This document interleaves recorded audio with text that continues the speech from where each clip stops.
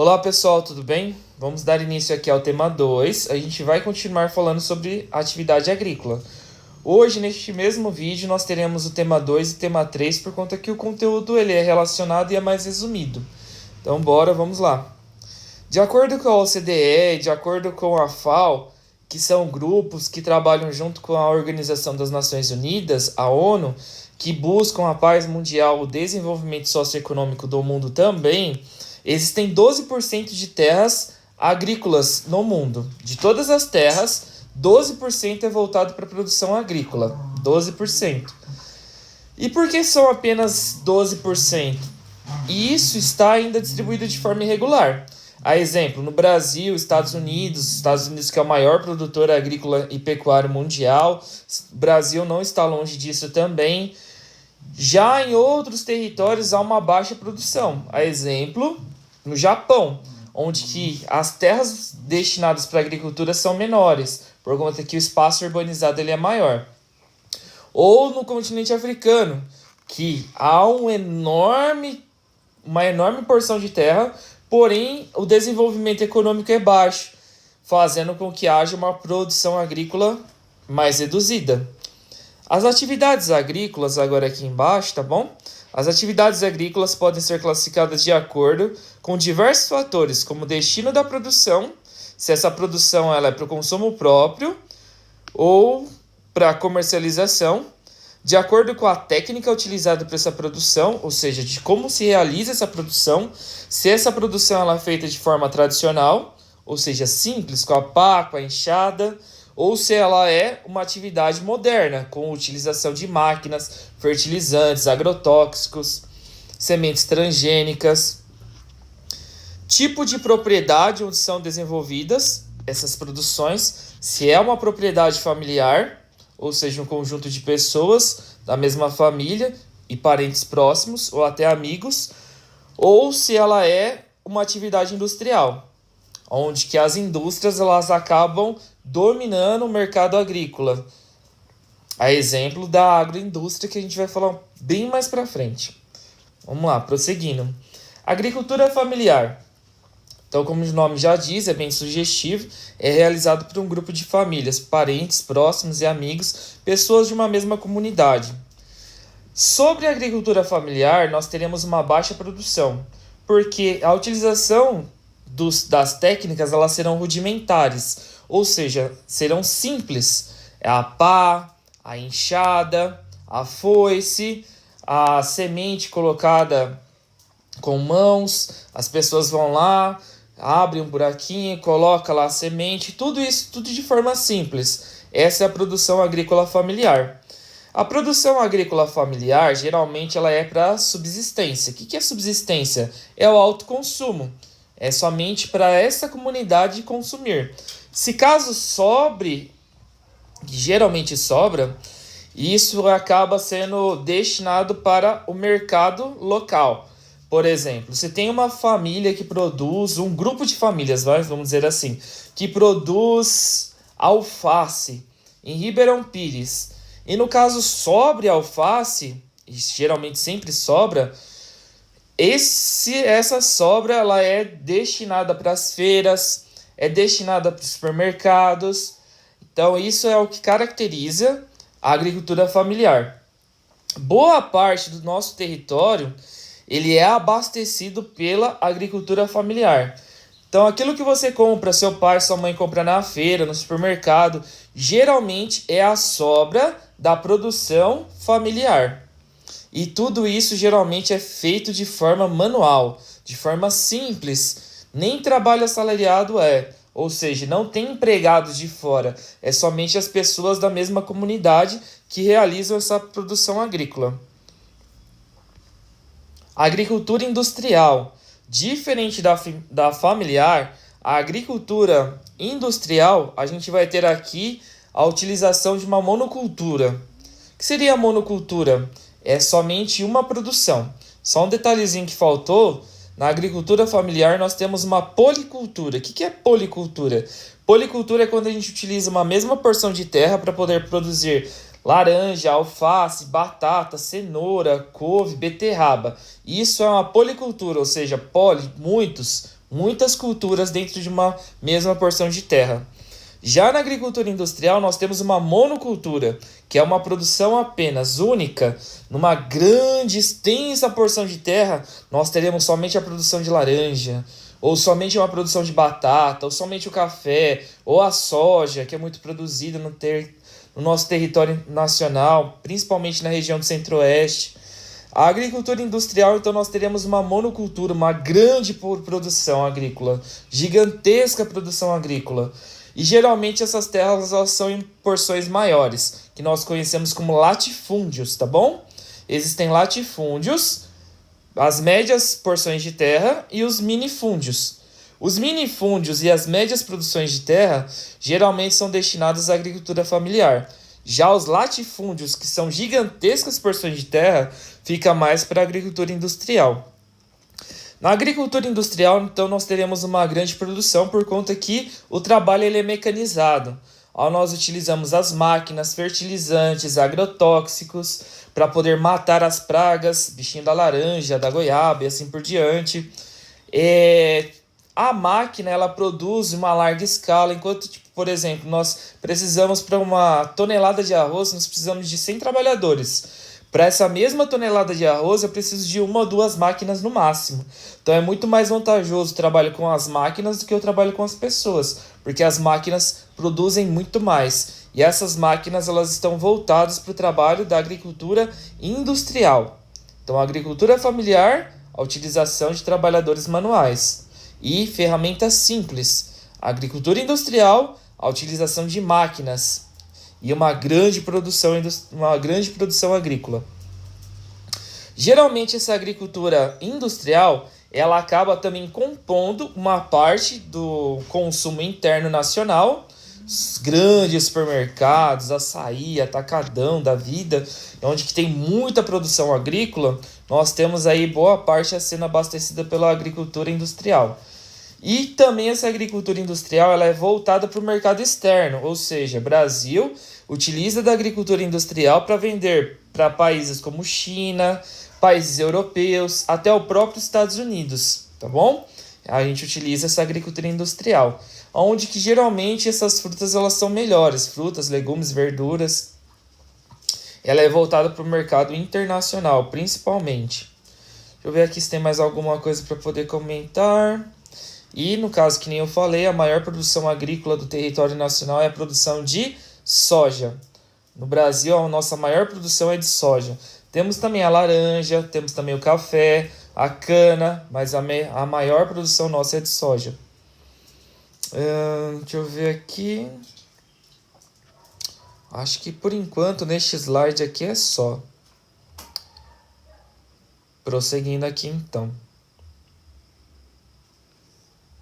Pecuária. Agora sobre a pecuária. 25% de todas as terras elas são destinadas à pecuária. Logo, a gente já conclui que tem maior produção da pecuária do que da produção agrícola, certo? Deixa eu ver aqui o que mais. A atividade pecuária é classificada em industrial ou familiar. Aqui depois ela vai falar sobre a familiar, vai falar sobre a industrial, só que não é muito diferente daquilo que já foi explicado anteriormente, certo? Então você já sabe que a familiar é uma comunidade de pessoas com baixa produção. Da mesma forma, a pecuária, nós teremos uma baixa produção. O gado, geralmente, ele vai ficar solto em pastagens, e isso daqui é caracterizado sobre a pecuária familiar. Na pecuária familiar, como o gado fica solto, a carne ela é mais dura. Geralmente, essa carne mais dura ela é mais barata, e ela acaba sendo utilizada para abastecer o mercado interno por ser mais barata. Já na agricultura, na pecuária industrial, nós teremos a utilização de máquinas, nós teremos ali a ordenha mecânica para poder tirar o leite da vaca, nós teremos inseminação artificial para que a vaca ela venha produzir mais rápido. Os animais eles irão ficar em confinamento. Ficando em confinamento, a carne ela não fica em movimento, essa carne fica mais mole e melhor para se consumir, por isso ela é muito mais cara. E essa carne geralmente ela é voltada para o mercado externo, ou seja, para exportar. Deixa eu ver se tem mais alguma coisa para poder falar sobre a pecuária industrial. Geralmente, na maioria dos livros, vocês vão ver a seguinte classificação entre a produção intensiva e a produção extensiva. A produção extensiva é essa atividade familiar.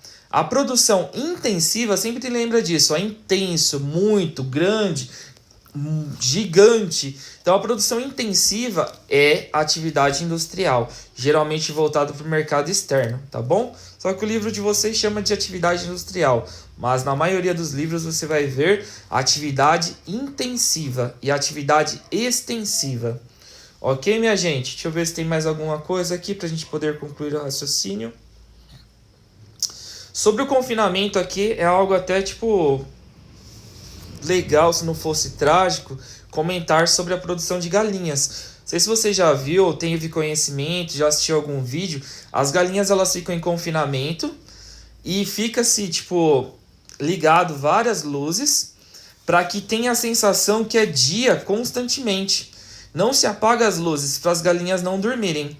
As galinhas não dormirem, elas acabam tipo comendo muito. Comendo muito, ela acaba engordando e crescendo acima da média, mais do que o normal. E crescendo mais do que o normal, ela fica pronta para o abate, para poder abastecer o mercado interno. Tá bom, minha gente? Acho que agora, por enquanto, é só. Agora nós temos aqui o tema 3. O tema 3 ele vai falar sobre a modernização da agricultura. Esse tema 3 mais ou menos vai ser um repeteco ali, uma repetição daquilo que já foi explicado no tema 2. Então boa parte desse tema 3 ele acaba sendo uma repetição do tema 2, apenas com uma ênfase um pouquinho maior. Então vamos lá. Uso de novas tecnologias na produção agrícola. Então, a agricultura moderna, ela pode ser resumido como a utilização de tecnologias na produção agrícola. Ou seja, atividade industrial, essa atividade intensiva, conforme foi falado para você na aula anterior. Envolve a utilização de máquinas. Então, já foi explicado para você que a máquina ela acaba produzindo muito mais, deixando as pessoas desempregadas e forçando o êxodo rural. Já foi explicado para você na unidade 3. Equipamentos como ordenha mecânica, como fertilizante, como agrotóxico que mata todas as toxinas dos alimentos. Instalações como, por exemplo, se é confinamento, se é uma produção solta, no caso aqui é confinamento, como a produção de galinhas e a produção de bois e vacas que eu expliquei para ti. Ferramentas, as ferramentas elas vão ser tecnológicas e não pá, enxada, foice, como é feito na familiar, que é a extensiva, que é baixa a produção. E a utilização de fertilizantes e agrotóxicos. Fertilizantes é para poder deixar o solo mais produtivo, para deixar o solo rico em nutrientes, fazendo com que a produção agrícola ela venha crescer mais. E os agrotóxicos, que nem já foi explicado, para poder matar as pragas que acabam diminuindo a produção e matando toda a produção. Bichinho da goiaba, maçã e assim por diante. Revolução Verde. Todos esses equipamentos da atividade industrial, que também é conhecido como atividade intensiva, nós damos o nome de Revolução Verde. Sempre quando você ouvir essa palavra, revolução, é por conta que mudou um padrão, certo? Então, quando há uma mudança de padrão, nós conhecemos e chamamos de revolução. A Revolução Verde, então, é a mudança no padrão da produção agropecuária. Se antes era familiar e nós tínhamos uma baixa produção, se há uma revolução, agora nós temos uma grande produção. Se antes a produção era manual, rudimentar, com a pá, com a enxada, com a foice, agora com a Revolução Verde, nós temos a utilização de máquinas, insumos, fertilizantes, agrotóxicos, sementes transgênicas e assim por diante. Então todas essas tecnologias da produção industrial intensiva é conhecido como Revolução Verde. Quando que começou essa Revolução Verde? foi mais ou menos no período de 1970, 80, mais ou menos por essa época, quando o Brasil ele estava no seu auge de industrialização nacional. Essa industrialização ela acabou alcançando também a atividade rural. Alcançando a atividade rural, nós temos aqui o que é conhecido como Revolução Verde, que é a utilização de todas as tecnologias e maquinários para o aumento da produção agrícola. Aqui nós então temos a mecanização do trabalho, já foi falado para vocês, que é a substituição do trabalho manual pelas máquinas. Nós temos aqui sistema de irrigação, onde que nós não dependemos tanto das chuvas, que essas chuvas elas são sazonais. Que é uma chuva sazonal? Que acontece de vez em quando. Por exemplo, no Sudeste e no Centro-Oeste, as chuvas elas são concentradas no período do verão. No período do outono e do inverno ocorre menos incidência de chuvas. E se a produção agrícola, como que vai acontecer? Já que não tem chuva, nós utilizamos a irrigação mecanizada. Então a irrigação é a utilização de água, de aquífero, de rio, para molhar toda a produção agrícola. E isso faz parte ali dessa Revolução Verde, onde que essa tecnologia ela substitui os fatores naturais, que no caso é a chuva. Não precisamos agora de depender das chuvas, por conta que nós utilizamos agora uma irrigação para fazer o plantio agrícola. Aqui não tem nenhuma foto da irrigação para mostrar para vocês. Fertilizante. Então, fertilizante já foi falado também para deixar o solo mais produtivo. Geralmente no Centro-Oeste, o solo ele é mais ácido. Esse solo ácido ele é baixo para a agricultura.